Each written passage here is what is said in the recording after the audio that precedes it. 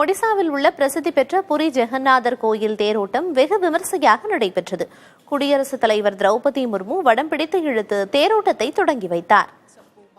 புரி ஜெகநாதர் கோவிலில் ஆண்டுதோறும் நடைபெறும் தேரோட்டம் உலக பிரசித்தி பெற்றது.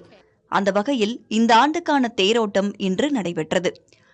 இதையொட்டி முதல் தேரில் புரி ஜெகநாதரும், அதற்கு அடுத்தபடியாக அவரது சகோதரர் பலராமர், சகோதரி சுபத்ரை வரிசையாக எழுந்தருள பக்தர்கள் பக்தி முழக்கம் எழுப்பினர்.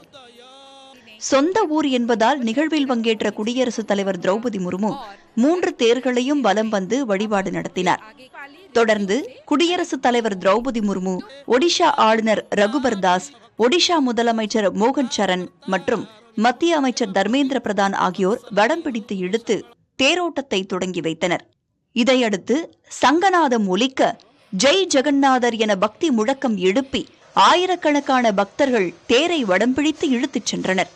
அதே நேரம் தேர்களுக்கு முன்பாக பல்வேறு கலைக்குழுவினர் பக்தி பாடல்களை பாடியும் ஒடிசி நடனமாடியும் கலையால் இறைவனை தொழுதபடி சென்றனர். தேரோட்டத்தில் குடியரசுத் தலைவர் பங்கேற்றதால் முன் எப்போதும் இல்லாத அளவிற்கு பாதுகாப்பு பலப்படுத்தப்பட்டிருந்தது.